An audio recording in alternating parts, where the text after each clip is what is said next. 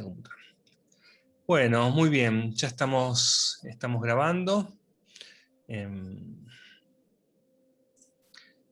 Vamos a presentarnos. Es el ciclo Asia en Discusión que hacemos en el grupo de estudios sobre Asia y América Latina.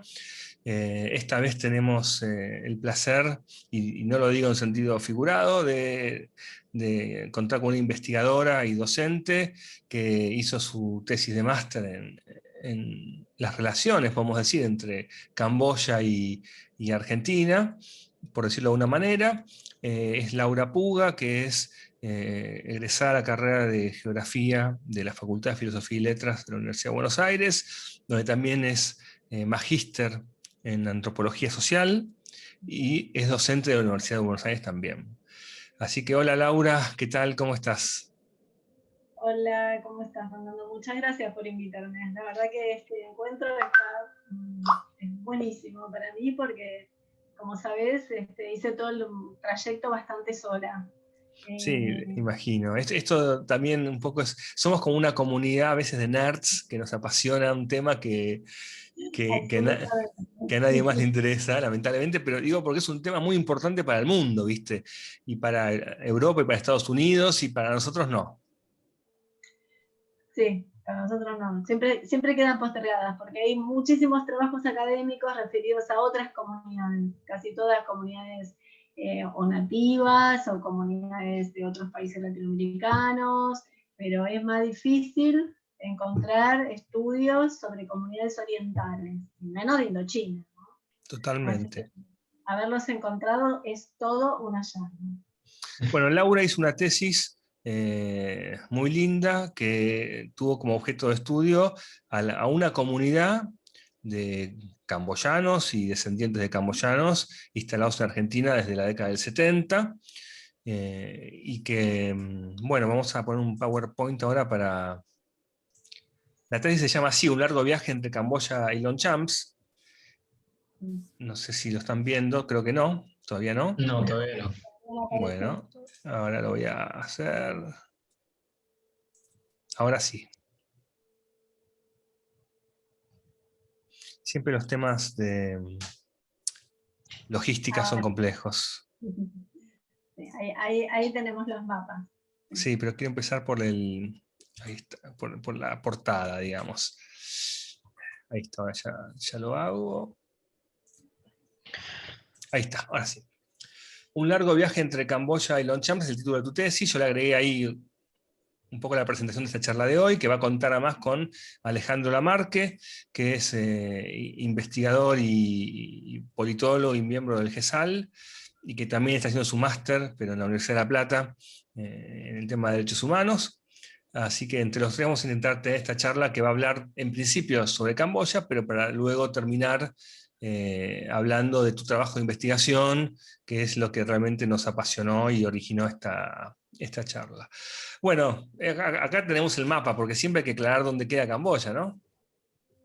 Sí, sí, lo primero es ir a buscar en el mapa dónde está Camboya, porque tenemos tan poco, digamos, yo lo digo simbólicamente porque, bueno, soy geógrafa, entonces por ahí no tanto para mí, pero para cualquiera más, lo primero que haces es ubicar en ese contexto y en la historia, ¿no? Porque que hubiera llegado, los primeros contactos que tuve de esa comunidad que encontré en las periferias de un barrio de Longchamps que se llama Rayo de Sol.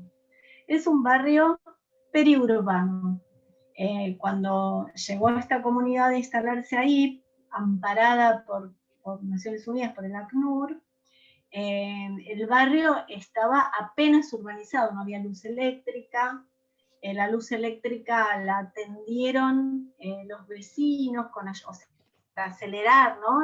Para acelerar el proceso de la empresa eléctrica, trabajaban los vecinos, impulsaban, la verdad que era un barrio muy marginal. Marginal digo, había una casa, 200 metros otra, 100 metros otra, y ellos en ese lugar decían quedarse por algún motivo, porque habían transitado por 6 pueblos de la provincia de Buenos Aires antes de aceptar y quedarse en este barrio Rayo del Sol. Ellos llegaron el 13 de enero, llegaron en un contingente de un avión de aproximadamente 300 personas. No todas, por supuesto, las personas que llegaron en ese mismo vuelo estuvieron en Ezeiza un tiempo, pero después de eso hubo como una especie de repartida. Ustedes recuerden que en este momento estamos en la dictadura cívico-militar. Yo te diría que frenemos acá, que no mostremos todo el juego todavía. Vale, ¿cómo no? Vamos a... La presentación está ahí.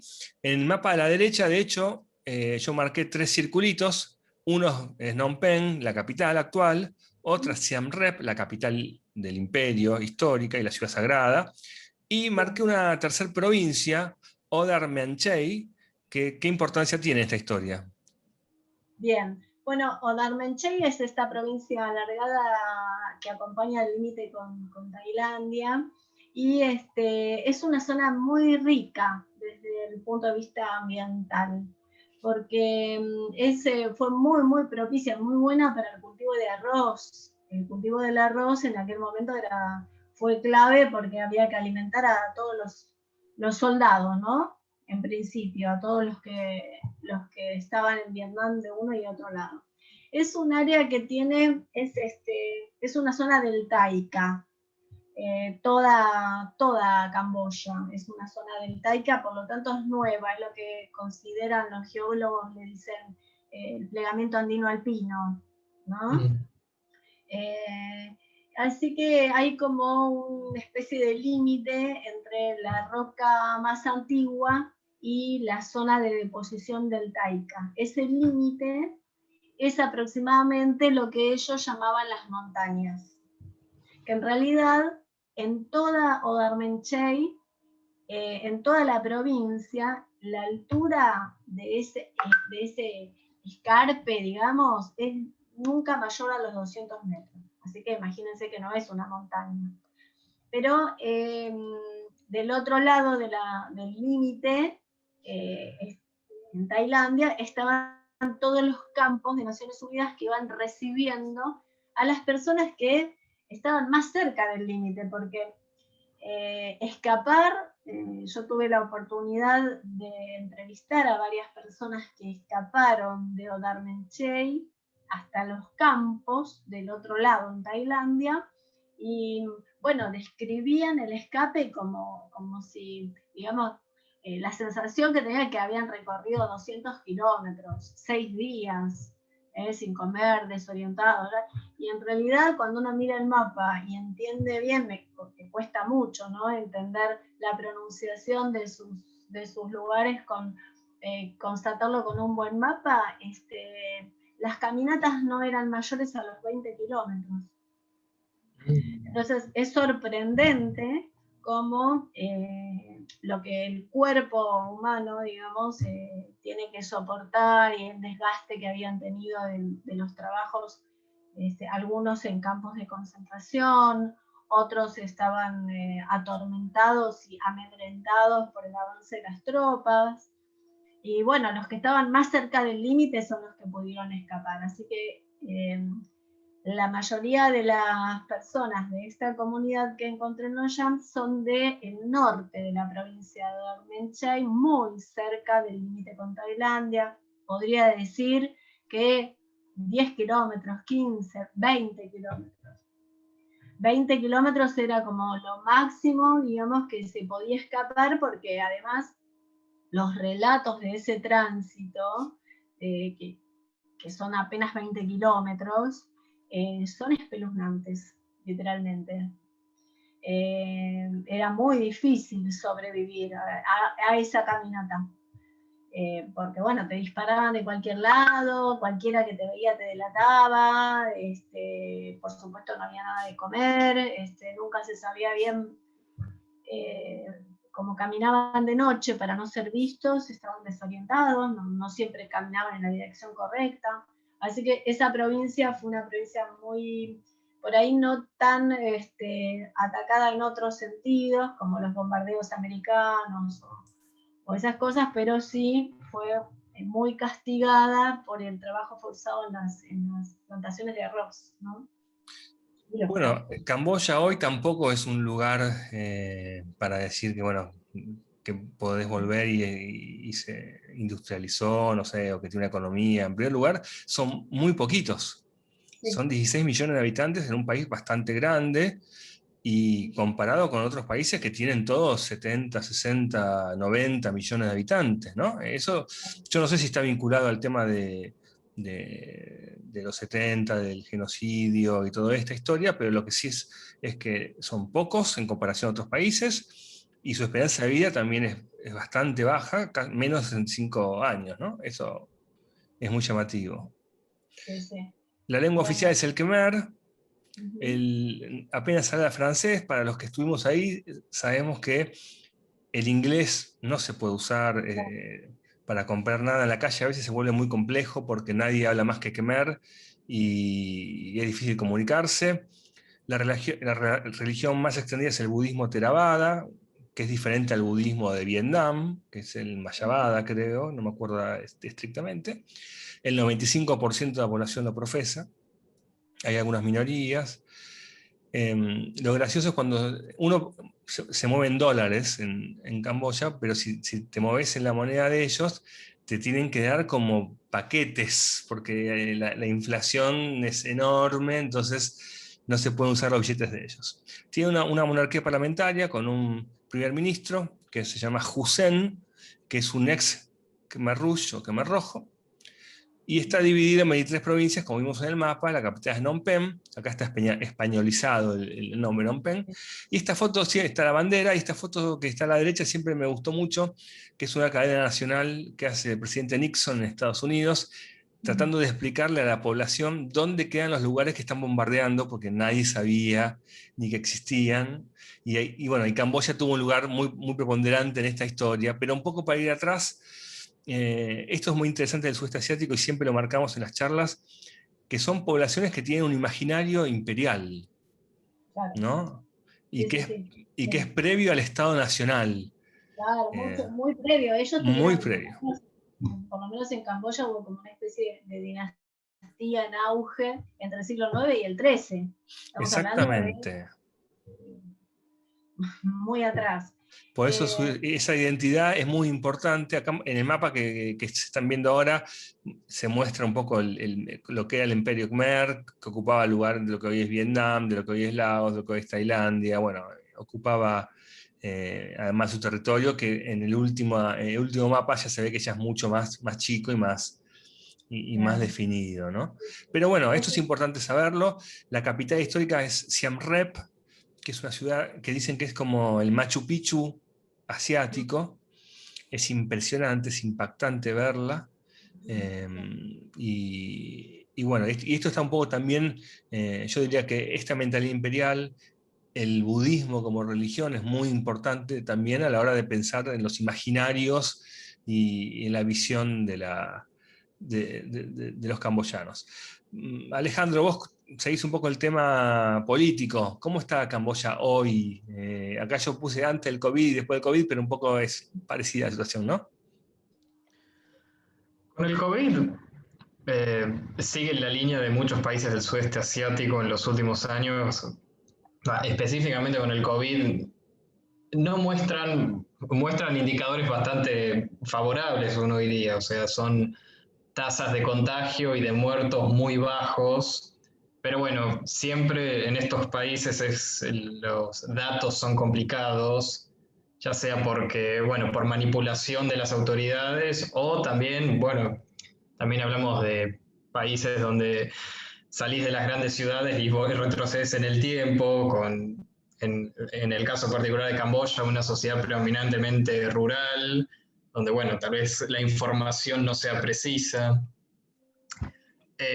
Pero más allá de esto del COVID, los últimos años en Camboya han sido de una larga reconstrucción después de muchos años de conflicto, con, bueno, finalmente un país que podría decirse en paz, después de que la mayor parte del siglo XX estuvo estallado en conflictos muy violentos, podemos decir que en los últimos 30 años Camboya está en paz, con crecimiento económico sostenido en base a exportaciones de textiles y con una situación política bastante compleja porque cuando en 1993 se inicia una nueva etapa con bueno, la acción de Naciones Unidas para asegurar la pacificación del país y el establecimiento de un nuevo orden político, se inicia un periodo donde, bueno, acá aparece este personaje,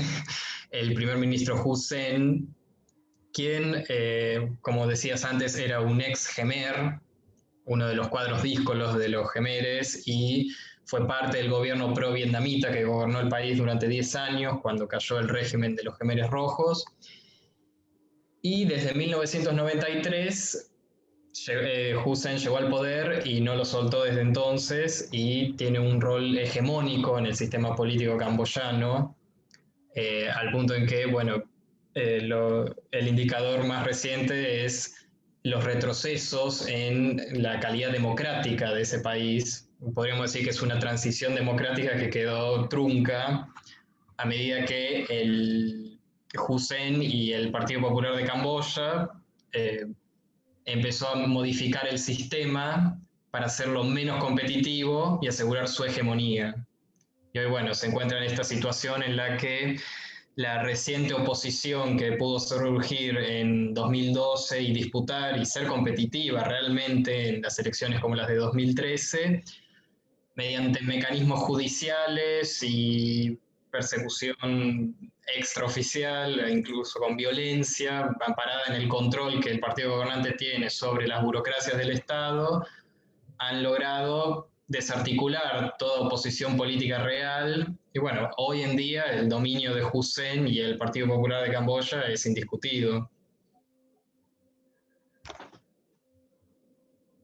Bueno, Camboya básicamente tiene una historia parecida a la del resto del sudeste asiático, colonia de Francia en este caso, sufrió también el embate de los japoneses en en la Segunda Guerra Mundial, con casi toda la región.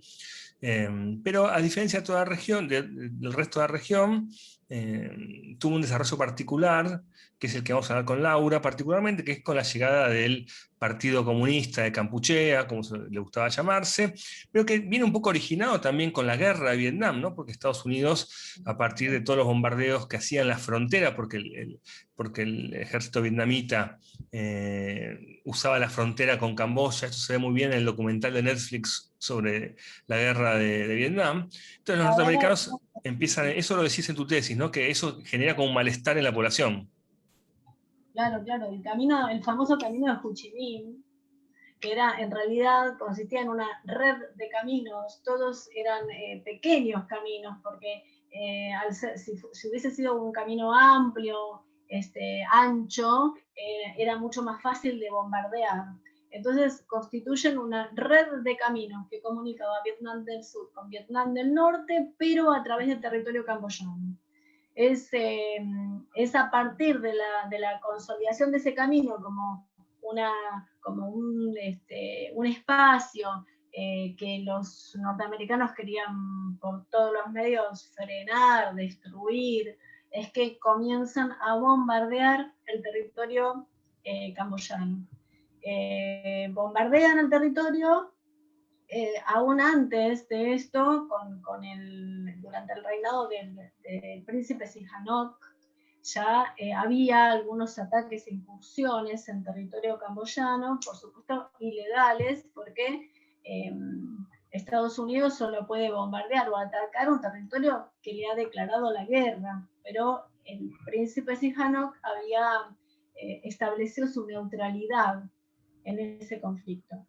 De manera que las intromisiones del ejército, los bombardeos, van generando un malestar en la población tan grande que se genera el consenso para el golpe en el que destituyen al príncipe Sihanouk y ponen en su lugar a un soldado, Lon Nol, que era como un aliado de Estados Unidos. bueno, en ese momento la población general pensó que los ataques terminarían porque los NOL, al tener un vínculo fluido con Estados Unidos, se frenarían, pero no fue así, sino que se intensifican aún más los bombardeos y las intromisiones del ejército. Para esto Pol Pot se había instalado en el norte del país, entonces comienza a construir una oposición rural, ¿no? Clandestina, que termina destituyendo al Lon Nol, al general Lon Nol, 5 años más tarde. Y se impone él en esa nueva dictadura, pero de carácter comunista y extremadamente despótica, con una especie de convicciones radicalizadas sobre algunas cuestiones como la vida urbana, cualquier tipo de distinción. Fue una cosa que en mi tesis pude ver en el trabajo de campo, ¿no? Las mujeres recordaban cómo se tuvieron que desprender de todas sus cosas. Hablo de cosas, vestidos, alhajas, cualquier cosa que pudiera generar una leve distinción de otro era un motivo de muerte, ¿no? Así que ahí implanta lo que él mismo llamó el año cero, que esto yo también hago ahí un paralelismo con la vida de los refugiados que viven hoy que fueron refugiados y hoy viven en Nogent, porque esa marca del año cero de Pol Pot fue sumamente profunda en algunos aspectos de la vida social, ¿no?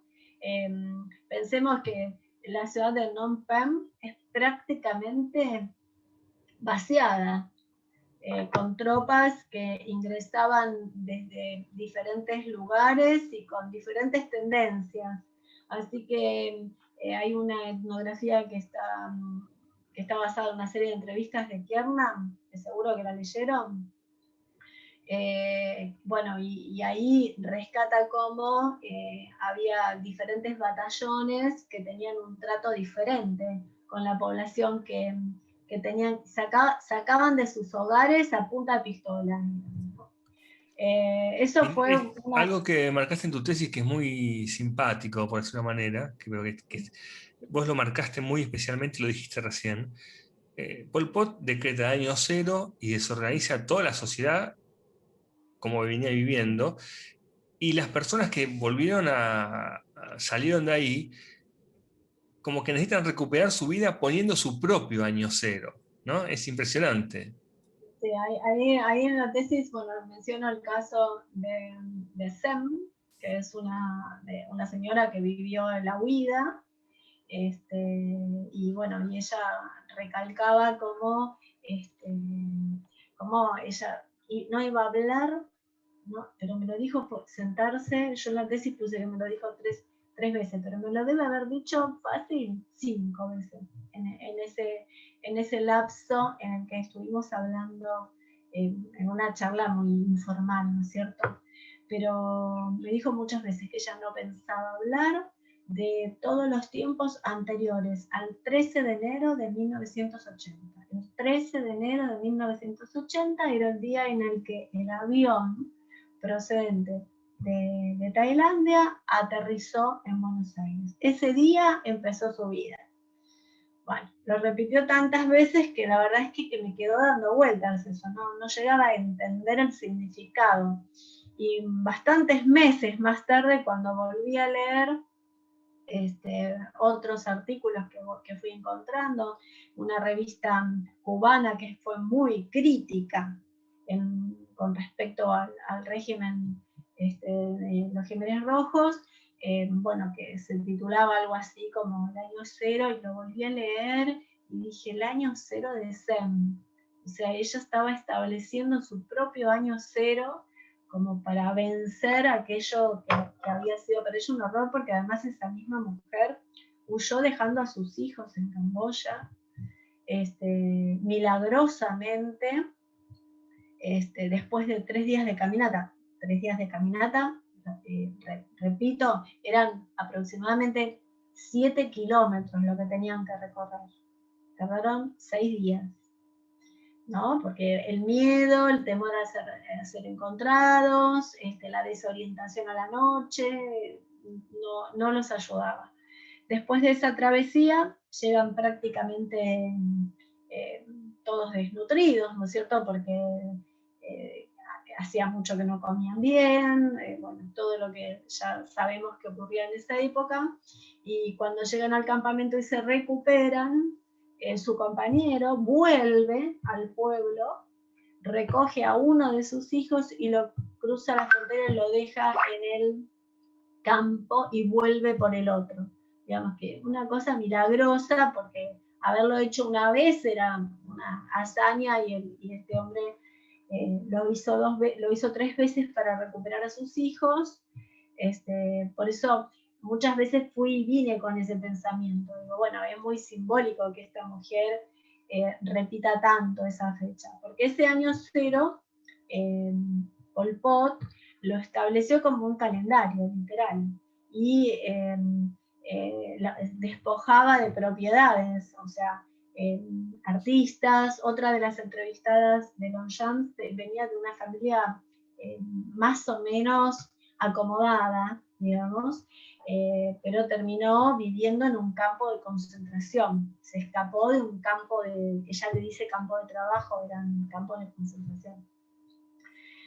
Sí, es interesante, para poner un poco de contexto, en el momento que Pol Pot toma el poder e impone su utopía, no era un pensamiento raro, digamos, era una influencia del maoísmo triunfante, la revolución cultural, había otros experimentos posibles, pero Pol Pot llevó adelante posiblemente el único hasta sus últimas consecuencias, ¿no? Trasladar a toda la población urbana al campo, matar a los abogados, a los médicos, a los maestros, a los traductores, a los extranjeros, a los cantantes, desarmar todo el núcleo familiar tradicional, las cuestiones religiosas, rearmar un poco la nueva sociedad agraria que estaba basada en la creencia que podían mejorar y multiplicar la producción de arroz, y de esa manera financiar el nuevo Estado, de lo que ellos bautizaron Kampuchea Democrática, como se llamaba Camboya en ese momento, cosa que no salió y que fue otra de las bases del... Claro, no salió en parte porque parte de la filtración del ejército norteamericano en tierra camboyana se hacía con el objetivo de llevar alimentos. Literalmente, había un tráfico de arroz que impedía que Camboya pudiera exportarlo legalmente y así obtener dividendos el Estado. El contrabando que se estaba formando en la zona arrocera más próxima al límite con Vietnam ayudó a generar todo el desgaste de los gobiernos anteriores. Y eso lo justificó, digamos, de alguna manera Pol Pot, y iba creciendo los partidarios de su partido, ¿no? Sí, y bueno, un poco terminando el tema de toda esta violencia, el genocidio, que en realidad también se discute si es genocidio, es autogenocidio, porque en realidad salvo con los vietnamitas, a los que sí se los acusan por los vietnamitas, pero es como que Pol Pot también liquida su propia etnia. Pero bueno, finalmente se hace un tribunal internacional, que es uno de los tantos que hubo por aquellos años, pero que tuvo unas características particulares. Alejandro, vos también conoces el tema ese. Sí, justamente porque las discusiones sobre un tribunal que juzgara los crímenes durante Kampuchea Democrática implicaba un compromiso ambivalente por parte de las autoridades camboyanas.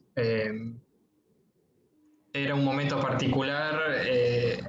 Por una parte tenés la comunidad internacional en un contexto internacional que promueve la creación de tribunales internacionales para el juzgamiento de delitos masivos, tenés como Ruanda, Yugoslavia.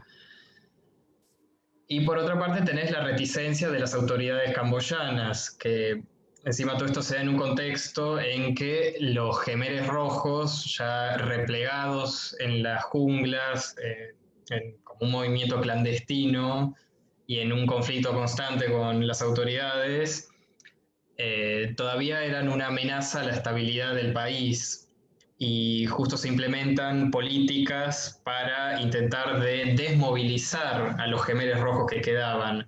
Por eso la idea de juzgarlos con tribunales, ya fueran nacionales o internacionales, era bastante resistida.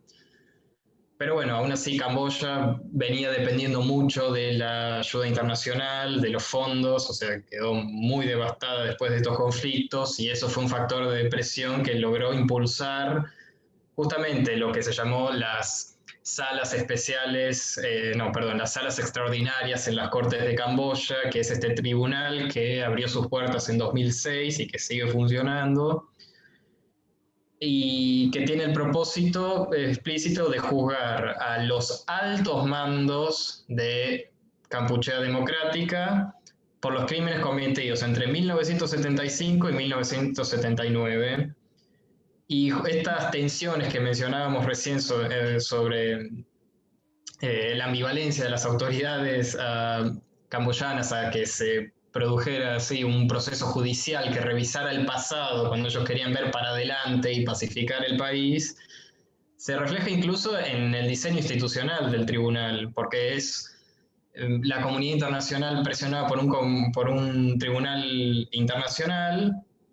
En cambio, se logró un compromiso para hacer un tribunal mixto. O sea, es un tribunal asentado en el sistema judicial camboyano, pero con personal y procedimientos y códigos penales que combinan tanto elementos locales como internacionales. Y bueno, sí lograron condenas, por ejemplo, de Dutch, el líder, el que dirigía un centro de exterminio en Phnom Penh, fue condenado en 2010. También otros como Khieu Samphan y Nuon Chea. Entre ellos, ustedes mencionaban recién la cuestión del genocidio. En 2018 finalmente hubo una condena por genocidio contra la etnia Kham, que es técnicamente son vietnamitas musulmanes. Ahí sí una condena concreta sobre genocidio, porque es difícil, es fácil hablar de grandes exterminios como genocidio, pero juzgarlos jurídicamente en tribunales es más complicado. Hay que cumplir ciertos requisitos como que el grupo que sea objeto del genocidio sea perseguido exclusivamente por ser por ejemplo, un grupo étnico, religioso específico, como eran estos vietnamitas musulmanes. Y bueno, la Convención de Genocidio de 1949 no contempla la idea de lo que pasó, que fue una etnia jemer exterminándose a sí misma. O sea, terminaron matando de una forma u otra a un cuarto de la población. Y bueno, ahora siguen algunos juicios, pero es complicado porque los acusados son pocos, son gente muy mayor, la mitad han muerto en el proceso o han sido declarados incapaces de enfrentar un juicio. Y bueno, ahora están en curso los juicios número 3 y 4, y por ahora están en un stand-by, en procesos, procesos jurídicos que me exceden porque no soy abogado, pero bueno, ahí sigue. Lo interesante también es que cuando... Sí. Alejandro, pero te quería preguntar, porque recientemente murió un condenado que fue el famoso asesino en serie de la S-21, que era uno de los campos más grandes, que no me acuerdo cómo se llama, pero... Nuon Chea, si no me equivoco. Yang Dek Eab. No, ese era Dutch, si no me equivoco. Sí, sí, ese era Dutch. Bueno, que murió en septiembre del año pasado. Uno de los pocos condenados, ¿no? Sí, y que fue el más fácil de condenar justamente porque él gestionaba ese centro de exterminio en Phnom Penh y este hombre era evidentemente un obsesivo porque documentó minuciosamente toda la gente que llegaba y cómo era asesinada. Y cuando los vietnamitas ocupan militarmente el país y el régimen de los Gemeres colapsa, es todo tan rápido que llegan a esta prisión y se encuentran toda la documentación intacta. Y esas son las bases, en parte, del juicio y también de la política institucional de memoria que impulsa primero la administración vietnamita, que se materializa, por ejemplo, en los monumentos y los museos que construyen la memoria institucional sobre lo que pasó en esos años. Fernando mismo, él estuvo y vio, por ejemplo, en persona las estupas, que son estos monumentos de inspiración budista donde se almacenan huesos. Ay, sí, sí, sí. Ahí quisiera marcar dos cosas. Por un lado, ¿sí se escucha? Sí, se escucha. Que cuando Pol Pot cae y pasa, cae, lo sacan los vietnamitas. ¿Por qué los vietnamitas, que teóricamente son comunistas, a veces hay como confusión, se pelean con los camboyanos, que también teóricamente son comunistas? Bueno, hay también una dimensión histórica, religiosa, general, pero hay una dimensión geopolítica muy fuerte, ¿no? El Además alineamiento. hay una historia ¿Cómo? ancestral. Hay una historia ancestral, ¿no? Totalmente. Y hay una historia presente que es la que más me interesa, que los vietnamitas estaban más alineados con la Unión Soviética, en cambio los camboyanos más con los chinos, que en aquel momento chinos y soviéticos tenían, bueno, están enfrentados porque los chinos eran aliados de Estados Unidos. Por lo tanto, termina siendo Pol Pot en la selva, apoyado por Europa Occidental y por los chinos, para que mantenga el voto en la ONU, ¿no? Y los vietnamitas terminan haciéndose cargo de sacar a Pol Pot del poder. Esas son historias locas de la Guerra Fría, que me parece que es interesante decirlo, ¿no? Pero bueno, más allá de eso, una vez que se va, bueno, Pol Pot se va a la selva, ya pierde mucho poder los Khmer rojos, el tribunal va a empezar más adelante, pero ahora quisiera aprovechar, habiendo hecho este repaso histórico, ¿por qué llegamos a los camboyanos en la Argentina, el aula? Bueno, yo llego por mi trabajo en una escuela. Yo soy profesora de geografía y por los años 2002, 2003 empecé a trabajar en una escuela muy periférica del conurbano, ahí en el barrio Rayo del Sol, pero una escuela muy agradable, una escuela difícil de encontrar en otras regiones del conurbano, ¿no? Porque pensemos que es la periferia de la periferia, ¿no? El tercer cordón. Entonces, era una escuela que fui escuchando las anécdotas de los profesores, las maestras, los profesores, la gente del barrio, que hablaba de los camboyanos, que no sé qué tienen en la casa, que tienen cosas, plantas raras, que comen gatos. Era una cosa como un imaginario había enorme en el barrio respecto de ellos, ¿no?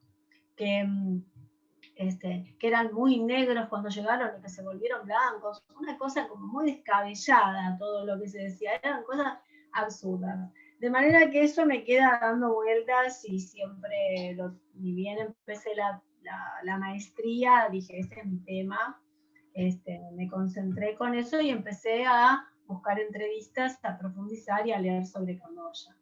Y me encontré, la verdad, con un barrio que ignoraba absolutamente todo lo que ocurría, no tenían ni idea por qué estaban ahí, pero es literal que las personas del barrio que entrevisté, que fueron muchas, no, ni idea por qué vinieron, ¿no? La verdad es que desde tan lejos no sé, no tengo ni idea por qué vinieron acá, como si ellos hubieran querido ir, ¿no?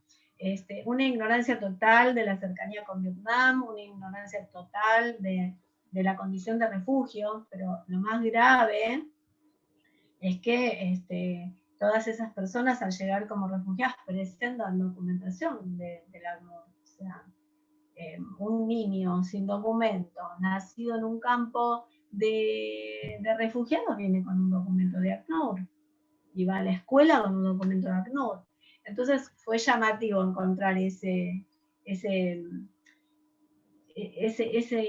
inconsistencia total, ¿no? Nadie se fue a preguntar a ver qué pasaba con estas personas que no hablaban el idioma. Como ustedes se imaginarán, yo tuve como estudiantes a la tercera generación, o sea, los nietos de los refugiados, muchos con apellidos de origen camboyano y otros con apellidos criollos, porque esa segunda generación tuvo matrimonios y parejas y varias y casi ninguna pude detectar una sola pareja de un camboyano y un laosiano, pero el resto, así que no, así que había chicos que tenían apellidos criollos. Y sin embargo, todos, aún siendo niños de apellidos criollos, jóvenes, yo después de estudiar y de haber leído tanto y de entender ciertos comportamientos, empecé a detectarlos y adivinarlos. Obviamente no podía preguntarle si era de la familia camboyana, pero indagando, enseguida, a pesar de los apellidos, se podían encontrar porque mantienen aún hoy un comportamiento comunitario muy fuerte. Son muchos más ahora de aquellas familias originarias porque han tenido hijos y nietos.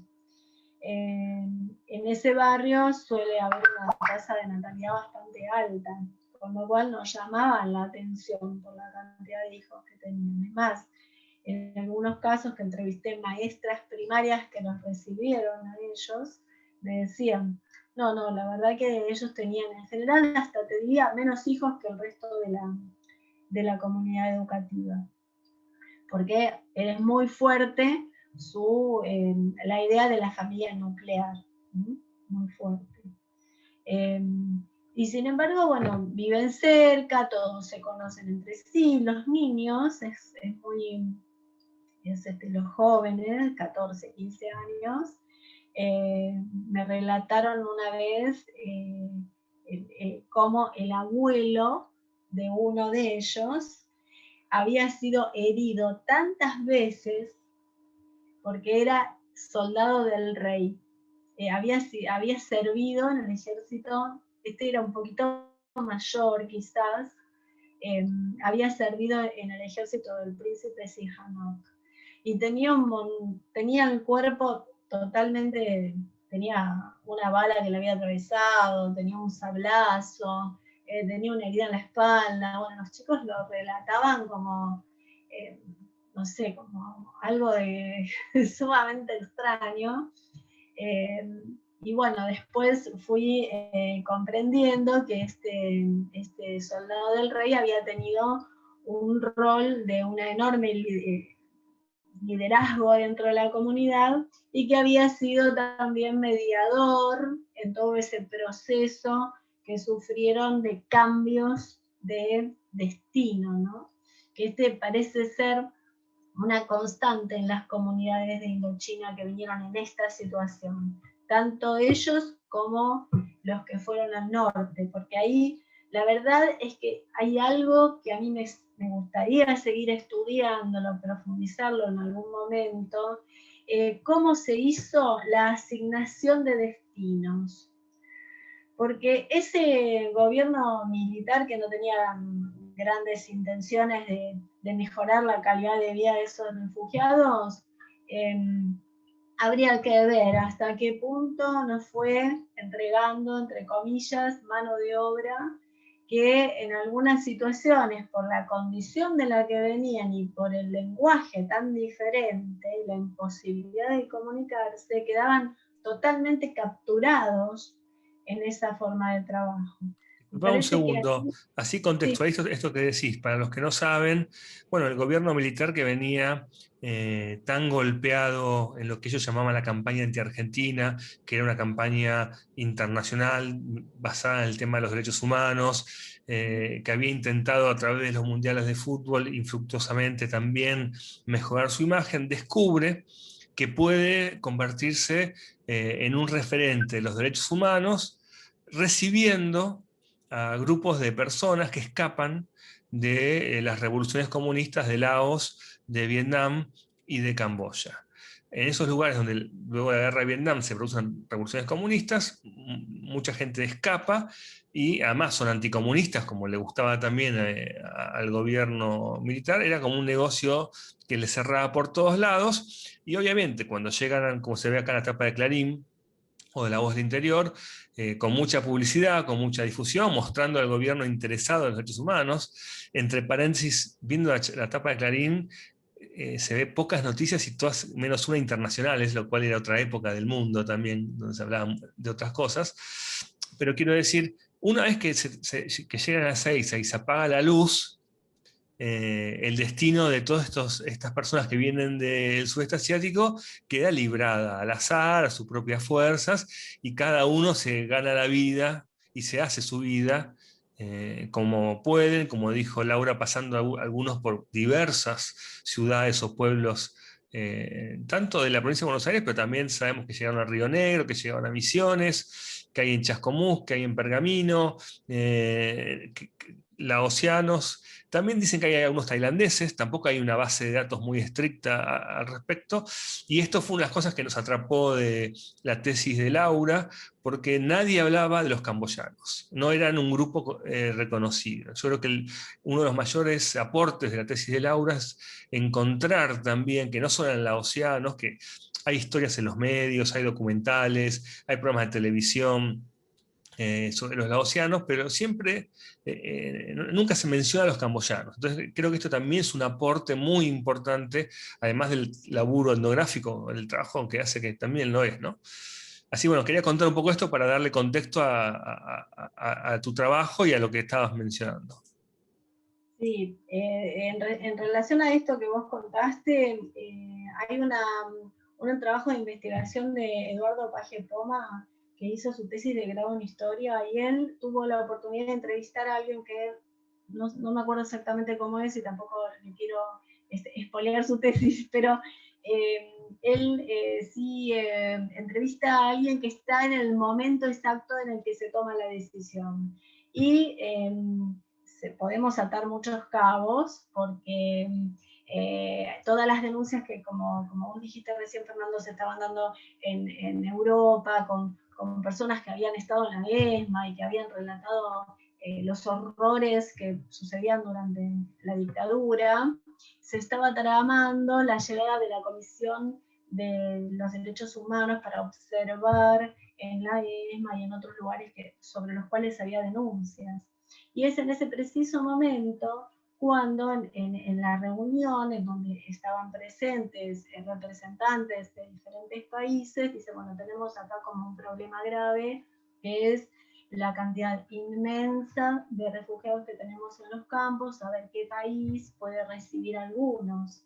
Y como manotazo de abogados, Argentina dice, nosotros recibimos, a ver si de esa manera acallaban la llegada de la Comisión de Derechos Humanos.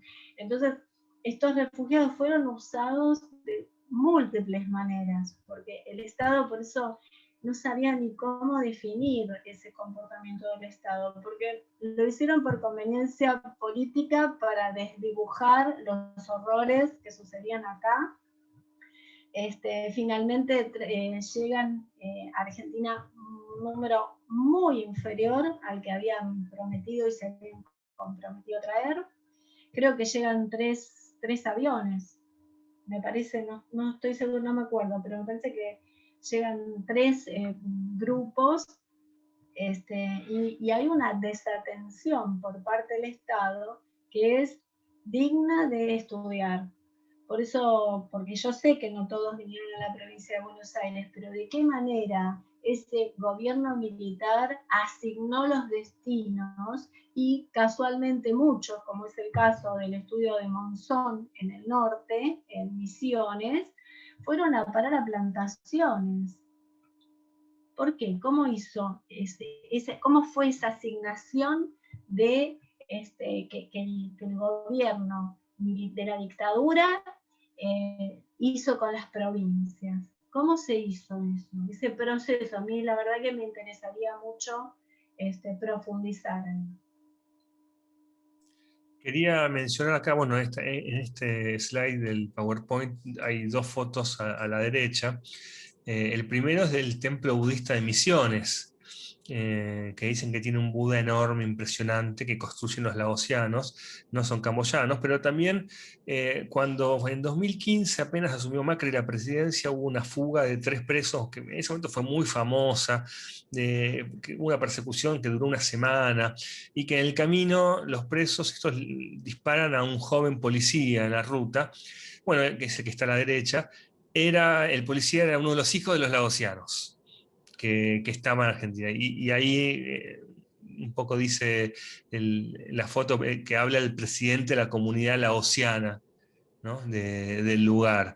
O sea que también finalmente los laosianos, los camboyanos uno o dos tailandeses, porque hablé con gente que entrevistó tailandeses también, hicieron sus vidas y lograron adaptarse y lograron finalmente llegar en algunos casos a muy buenas situaciones personales económicas, ¿no? Pero bueno, eso cuando fue por la voluntad personal y más que por un diseño de una política exitosa que efectivamente no la hubo. Pero bueno, siguiendo con tu tesis, ¿qué papel juega la lengua madre camboyana, el lenguaje khmer en la comunidad? ¿Se sigue hablando? ¿Hablan todos español? Todos hablan algo de español, hay una diferencia, hay una, digamos, incomunicación fluida entre la primera y la tercera generación, porque eh, pocos de los refugiados hablan fluidamente el español de manera rica, digamos, pueden hablar bien, casi nadie le escribe, a la lengua española casi nadie le escribe, y bueno, algunos sí pueden hablar fluidamente, pero no todos. La segunda generación comprende camboyano porque fueron criados en hogares camboyanos y hablan español. O sea, tienen un padre o madre que le hablan un idioma y el hijo responde en otro. Y los nietos perdieron totalmente la lengua, no se pueden no hay una comunicación fluida porque los abuelos hablan un poco de español. Yo ahí no me atreví a ponerlo en la tesis, pero fue un tema que hablé yo tuve 3 directores de tesis diferentes, no por elección, que lo hablé mucho y bueno, y no podía profundizarlo para acá porque quería dejar la tesis ahí donde estaba armada. Cómo la lengua estaba para mí de alguna manera vinculada con el sufrimiento pasado. Las personas que peor la pasaron tenían muchísimas trabas con la lengua. Fueron esas entrevistas que me costaron muchísimo, que fue de un esfuerzo emocional y una actuación, llegaban a actuar para poder transmitirme lo que querían decir, y otras personas, como el caso de una que es tailandesa, pero que en el campo de Naciones Unidas conoció a un camboyano, se casó con esta persona refugiada y después hizo todo en la vida con la comunidad. Esa mujer no había pasado por ningún campo, no había estado en Camboya y hablaba bastante más fluidamente la lengua española. Es decir, que hay algo, por supuesto que yo leí había varias cosas escritas sobre esto de la lengua en relación al trauma que implican los refugiados, pero es un tema que había que profundizar mucho más, tampoco había tanto escrito sobre eso, y me parecía que era como abrir demasiado el tema, puede ser para otro momento más adelante. Pero fue muy, muy fuerte porque una alumna mía del momento que hizo toda la escuela secundaria conmigo, que es nieta, decidió a partir de mis investigaciones, ella me ayudaba eh, a conseguir entrevistas, ella me contaba y me decía, mira, profe, linkea, acá tenés la música que ellos escuchan, porque nosotros le ponemos cuando juegan a las cartas, el juego a las cartas es un acontecimiento cultural, se encuentran todos los domingos a jugar a las cartas, los más grandes, ¿no? Y los chicos le ponen con la computadora, le ponen la música y se fascinan porque, claro, los pibes encuentran todo y no sabían cómo buscarlo, ¿no? Y bueno, esta chica comenzó a aprender el idioma a raíz de este encuentro que hubo entre ella, yo, sus abuelos, su pasado, su familia, ¿no? Como que pasó algo ahí que la hizo tener más interés por hablar con su abuela, por preguntarle, por aprender más palabras. ¿No? Fue muy lindo eso. Laura, una consulta, Sí. teniendo en cuenta esto de la lengua, porque imagino las dificultades que debieron tener la primera generación. O sea, creo que mencionabas que hay como supuestamente registros como que hubo como una especie de capacitación en Ezeiza, si entendí correctamente, pero que no, no es serio. Em, ¿Cómo eso impactó, por ejemplo, la cuestión del trabajo? O sea, ¿qué hacía esa primera generación que apenas podía hablar, que apenas podía comunicarse? Bueno, excelente pregunta porque la verdad que hicieron lo que pudieron, bastante desamparados.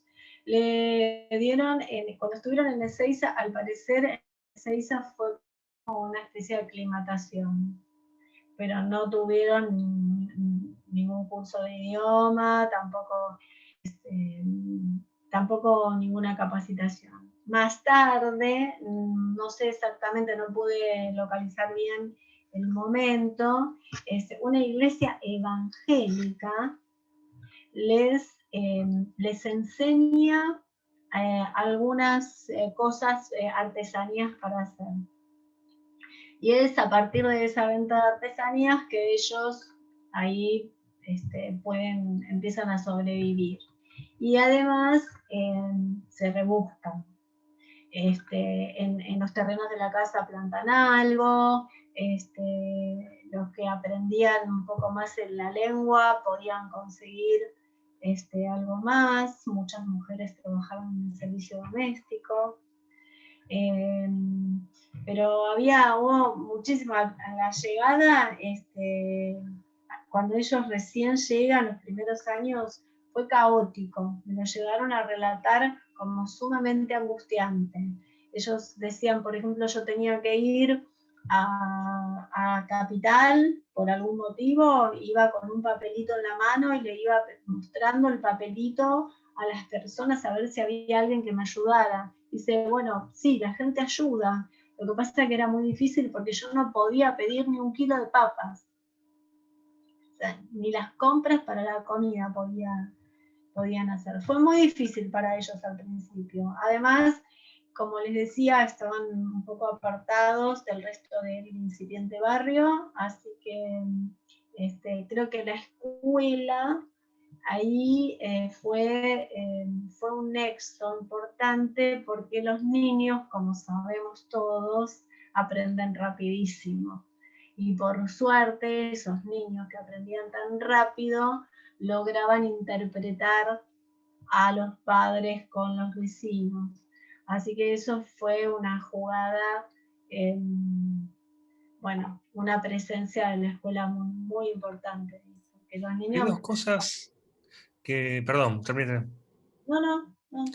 Que dijiste que quiero retomarlas. Por un lado, lo de la nieta, esta que aprende el idioma y que se interesa por la cultura. y por otro lado que el idioma se va perdiendo. Pero vos en la tesis decías además que antes que vos le preguntes, una entrevistada te decía, no soy Jemer, no, como si fuese de otro grupo étnico, muy, muy radicalmente. Acá como que somos todos camboyanos, era la respuesta. Entonces, ¿se habla del país? ¿Hay una identidad nacional? ¿Hay alguna referencia o hay un corte con Camboya como país? Mira, yo creo que hay un corte generacional ahí. Hay un corte generacional. La primera generación de refugiados tiene una fuerte identidad camboyana. Ellos se reúnen para las fiestas religiosas con los laosianos y las fiestas religiosas más importantes del budismo las conmemoran con ellos. Ahora, ninguno de los hijos de esa generación de la segunda hayan nacido en Camboya o hayan nacido acá. Por lo menos ninguno de los que yo me haya enterado profesan el budismo. Sí, algunos viajaron, así como un viaje turístico, ¿no? A volver a su tierra natal o a conocer la tierra de los padres, y bueno, les traen cosas y por ahí envían cartas a las familias o mensajes a las familias que están allá. Eso sí, hay, incluso me mostró, esta alumna mía me mostraba fotos, me mostraba las cosas que le traían, pero no, la verdad que la lengua no se está transmitiendo a la tercera generación. Y tampoco, sí, y tampoco hay interés en las noticias, viste Sí, que los mayores, en los mayores sí. los mayores sí. Los mayores ahora, gracias a los nietos que acceden a internet y les muestran, no solamente les muestran las canciones, sino también formas de vincularse con la familia de allá, porque las llamadas son frecuentes, hablan siempre con la familia que quedó en Camboya. Hay pocos que quedaron allá, pero los que quedaron en Camboya o están en Tailandia tienen un nexo sistemático, así una vez por semana, una vez por mes, o como sea, hablan y se cuentan lo que sucede, o sea que están al tanto de lo que pasa, aunque no lo militan. O sea, si tuviera que definirlo de alguna manera, te diría, saben que es un lugar donde no pueden volver, tienen alguna idea de lo mal que están, digamos, las cosas, pero no militan esa realidad. Es interesante que vos en la tesis, un segundo, que vos marcás en tu tesis, que incluso no pueden volver porque están mal vistos los que vuelven, incluso son denunciados, todavía hoy, ¿no? Impresionante eso. Sí. Sí, porque lo saben muy bien, porque una de las familias, como te contaba antes, que aceptó el retorno del ACNUR, la pasaron muy mal, no conseguían trabajo, no había manera, estaban relegados socialmente y se fueron a Tailandia. Y después hay otras personas de esta comunidad de los Yams que la familia que se quedó en Camboya sobrevive por remesas que vienen de Tailandia. O sea que ellos saben perfectamente que a Camboya no pueden, no quieren volver, no hay nadie, me decía otro, no, ¿para qué voy a hablar? No hay nadie. Es mi tierra, pero ya mi tierra ahora es esta, digamos, no. Es muy fuerte para ellos todo eso, porque no tienen un mundo al que volver. Esa realidad que ellos dejaron no existe más. O porque las personas se murieron por hace 40 años, o porque se tuvieron que ir a vivir a Tailandia o a otros lugares del mundo. Alejandro, vos decías algo, perdón. No, que recién mencionando esto de cómo se vinculaban con sus familias por medio ahora de WhatsApp y las redes, yo pensaba, eso es bastante impresionante porque si algo caracterizó al régimen de los Jemeres fue desmembrar las familias y distribuirlas por distintos puntos de Camboya. Y bueno, y de un relato recurrente es, bueno, nunca más supe de mi familia. Es impresionante que acá en Argentina puedan volver a reconstruir desde acá ese vínculo, es impresionante.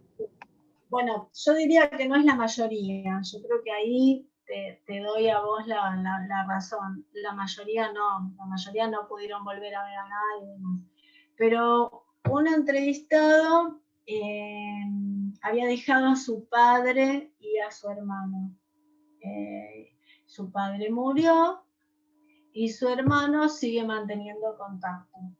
Y las comunicaciones no sé si será por Zoom, porque los chicos ahora manejan mucho el Zoom por todo lo que está pasando ahora, pero ya lo manejaban de antes, digamos. Así que es muy probable que le pusieran, que fueran los chicos los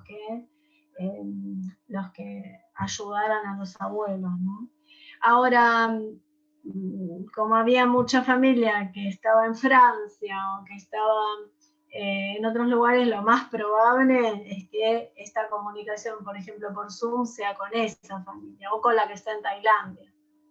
Pero los chicos funcionan siempre de esa manera, son el nexo con lo nuevo,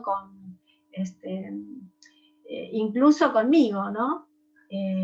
Los chicos, yo por ahí en la tesis escribí, cuando venían a visitarme, a diferencia de la mayoría de las tesis, cuando hice mi maestría, mis compañeros desesperaban por obtener una entrevista, ¿no? Obtener una entrevista era y yo estaba dando clases en la escuela y me venía a buscar la directora y me decía, Laura, te quiere ver una señora, porque dice que vos querés entrevistar camboyanos. Me sacaban del aula para hablarme. Estaban como ávidos de hablar. Así que yo no tuve para nada ese problema. Era simplemente comentarle a alguien clave que andaba buscando hablar con tal o cual y de pronto llegaba a la escuela. Por eso siempre iba preparada. Siempre me iba a la biblioteca donde tenía mapas. Siempre andaba con mis cuadernos para anotar porque yo no sabía en qué momento me podía venir a visitar a alguien a contarme, ¿no? Cosa Además que vos contás, además, abre las puertas para nuevas preguntas. Por ejemplo, algo que hablábamos antes de empezar la charla y que está en tu tesis también, esta red transnacional de camboyanos dispersos en el mundo, sobre todo en Francia, obviamente, ¿no? Y que sigue vinculándose y que sigue comunicándose y que incluso ahí giran recursos, ¿no? Porque también los países más poderosos le mandan, no solo a Camboya, sino a camboyanos en otras partes del mundo, también le mandan sus euros o dólares. sí, por ejemplo, bueno, yo conozco más porque vienen mis alumnos y en esos momentos para el cumpleaños de 15 de todas las chicas de la tercera generación, siempre había algún objeto o dinero que giraban ¿no? Y otras personas que tenían un hermano y que el hermano le giraba cada vez que necesitaba, o no sé cómo sería el arreglo, pero le giraba al hermano. Sí, yo creo que ahí esas familias, aunque fueran muy pequeñas, eran diferentes. Estas familias de las que yo estoy hablando no son por ahí la clásica de todo Camboya, porque al estar tan cerca de la frontera con Tailandia, podían escapar y tenían más probabilidades de sobrevivir, y por eso pasa esto de que, bueno, la prima le había comentado que el campo de las Naciones Unidas estaba para aquel lado, detrás de la montaña, y se había ido para allá la prima del otro pueblo. Entonces, bueno, ella va donde la prima le había dicho. O sea, había toda una red, pero porque estaban demasiado, muy cerca del límite, es que pueden escapar de la misma familia, porque la verdad que en otros lugares más lejanos de la frontera Con Tailandia era muchísimo más compleja la cosa. Alejandro, ¿vos querés hacer una consulta? No, creo que ya hay tanta información, la verdad. Estuve tomando notas, tengo páginas. Bueno, porque además creo que es interesante también este proceso de reconstrucción que hizo Laura, también pensarlo con el de los laosianos, que tiene mucha más producción académica también, ¿no? Y empezar un poco a tirar de estas líneas, porque finalmente empezamos diciendo que, bueno, que Argentina estaba lejos y que del sudeste asiático, que eran temas que no nos importaban demasiado, pero finalmente de una manera u otra uno encuentra todo el tiempo, en este caso con personas concretas y reales, y que además es parte de nuestra historia reciente, porque tiene que ver con políticas del Estado argentino en un momento muy particular, eh, y además porque son países que nos importan por cuestiones comerciales. Pero además que yo quería avanzar ahora, hace un rato dije que había dos temas que quería comentarle a Laura, pero y comenté solo uno. El otro es el tema de lo útil que nos es a nosotros, que tenemos profesiones, vos sos geógrafa, en mi caso de historiador, Alejandro politólogo, donde mirar cosas que pasan en otros países también nos abren preguntas para renovar nuestro menú de preguntas para Argentina, ¿no? Y el tema de cómo ellos trabajan la memoria, ¿no? Como una sociedad, en este caso budista, que impacta mucho en cómo creen, en cómo su mundo simbólico, su mundo cultural, ¿no?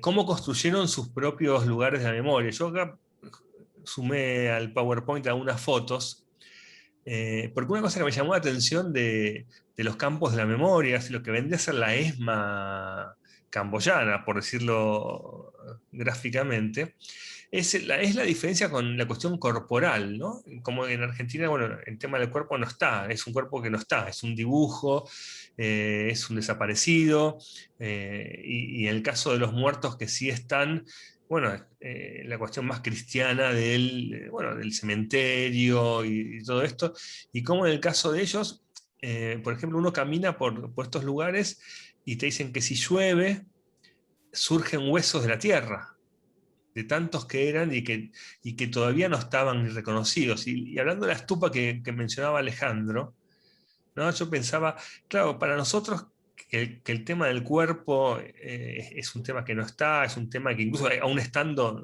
no se ve. Cuando uno llega a estos centros y ve las calaveras, así como están en esta foto, ¿no? Así las ve. La víctima son huesos y son calaveras, porque además, a diferencia del caso argentino también y de América Latina, no tenían documentos de identidad, no, no había forma de identificarlos a posteriori, ¿no? Porque no había ninguna documentación ni nada eh, para, para chequear, ¿no? Así que bueno, eso también es un terreno que queda libre, que es bueno, comparar cómo dos culturas tan diferentes procesan sus traumas históricos sociales.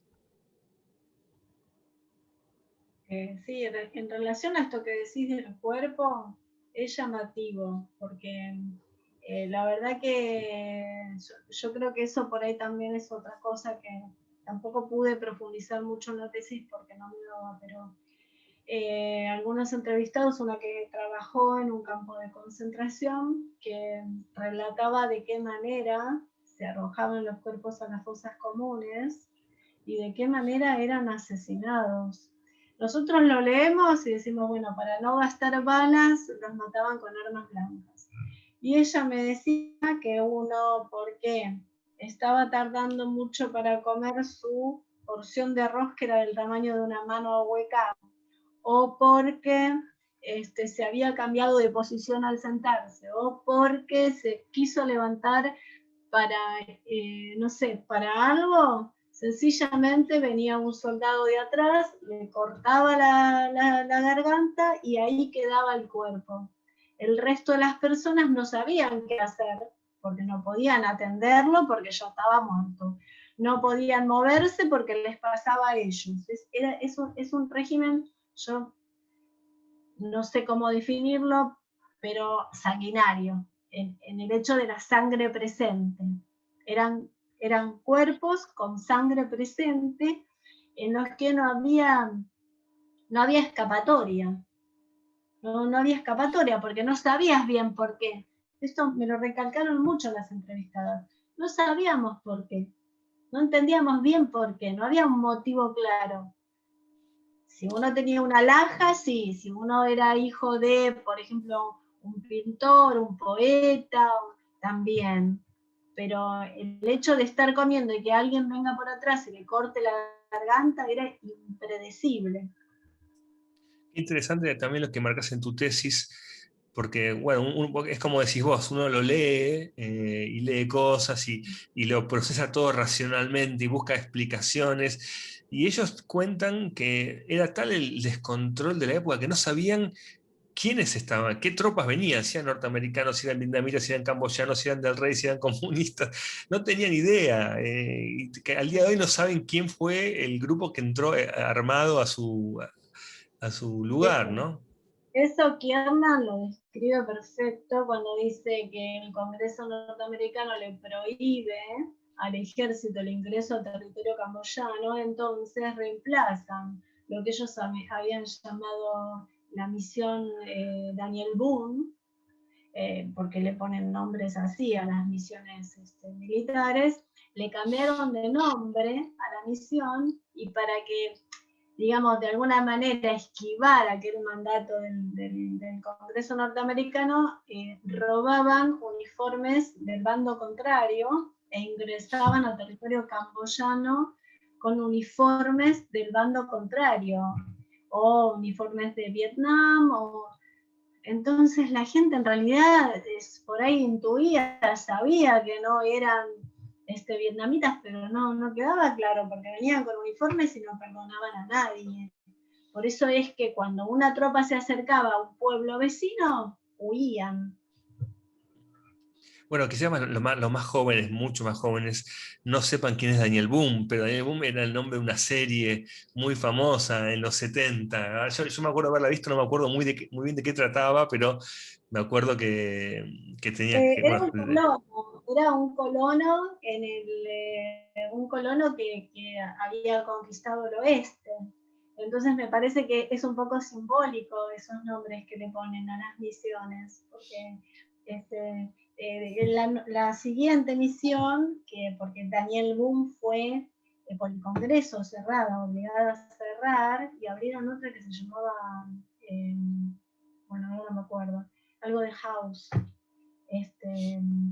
Y hacen lo mismo, con otro nombre y con otro uniforme para esquivar el mandato del Congreso. Entonces, ahí entendí, dije, claro, no es que son tontos mis informantes, no son tontos mis informantes.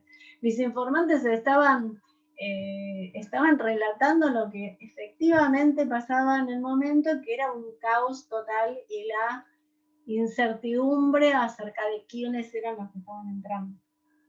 es interesante también porque esto que decís ahora, como otra cosa de tu tesis, porque cuando pensar Camboya en ese momento es muy complejo para nosotros, porque, bueno, no tenemos idea. Yo puedo pensar Camboya, yo estuve hace pocos años y vi un nivel, bueno, crucé bastante el territorio camboyano y muchos pueblos, no quiero decir cazadores recolectores, pero que vivían, digamos, en una forma muy natural, y vos, uno de tus entrevistados lo menciona, que dice, éramos felices, pero teníamos una vida muy sencilla, algo así dicen, ¿no?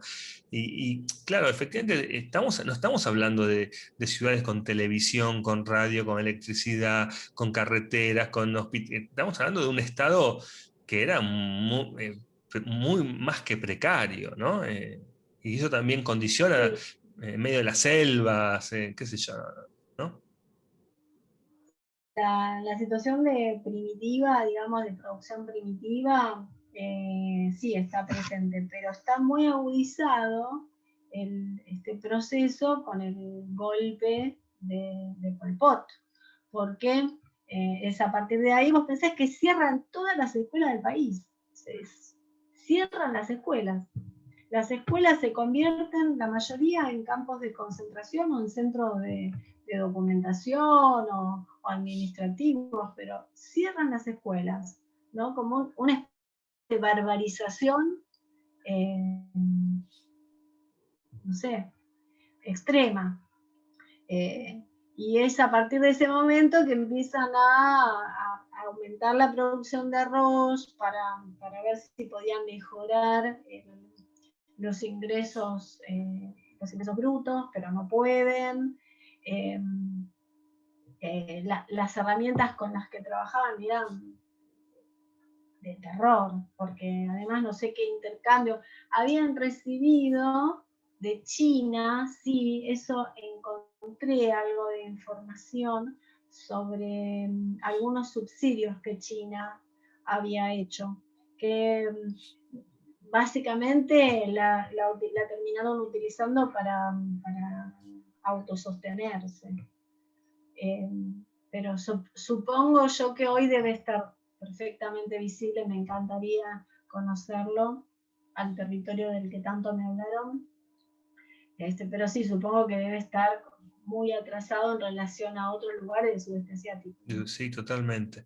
No, y ese tema de la alimentación también se ve, vos lo marcás en tu tesis, en el tamaño de la primera generación, cómo son más flacos, más pequeños.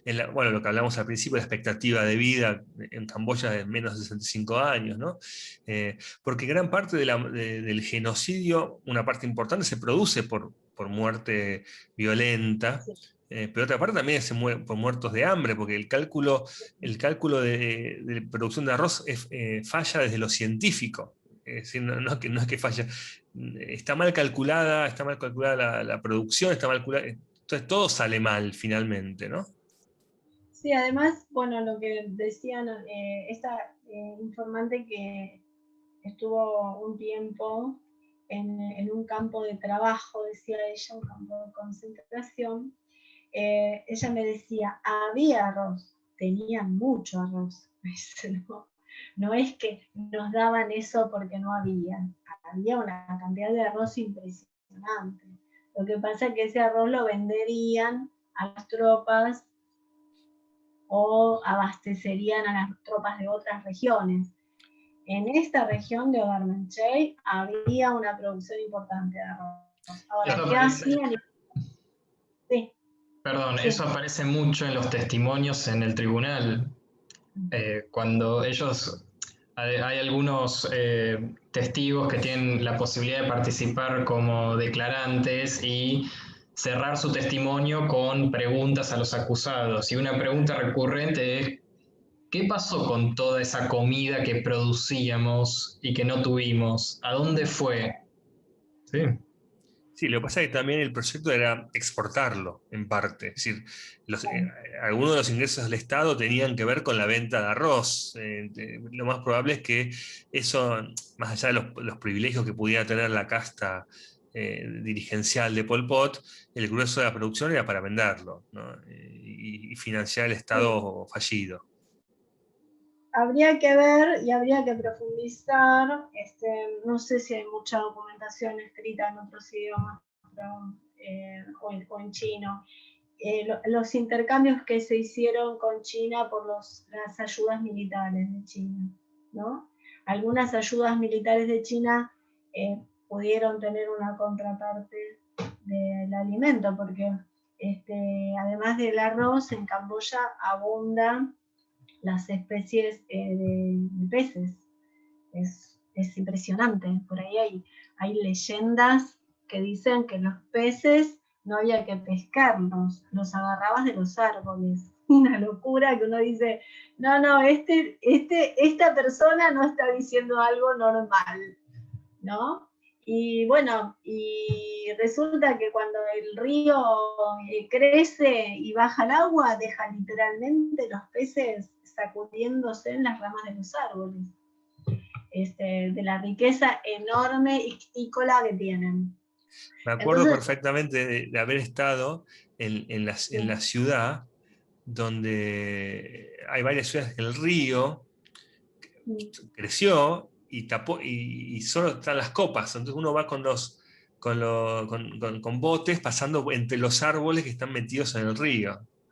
Bueno, ahí podrías haber sacado algún pez por ahí sí, bueno, esto que llama la atención, uno lo lee y dice, no, es una locura, no puede ser. Y después, bueno, empezás a profundizar y ves que efectivamente la riqueza natural se puede vivir y comer muy fácilmente. Digo, nadie tendría que haber pasado hambre en ese territorio, sino es que había algún negocio que sostenía el poder de Pol Pot, o como pienso que puede ser, que habría que profundizar y nunca me atreví a afirmarlo, alguna contrapartida de las ayudas militares con China.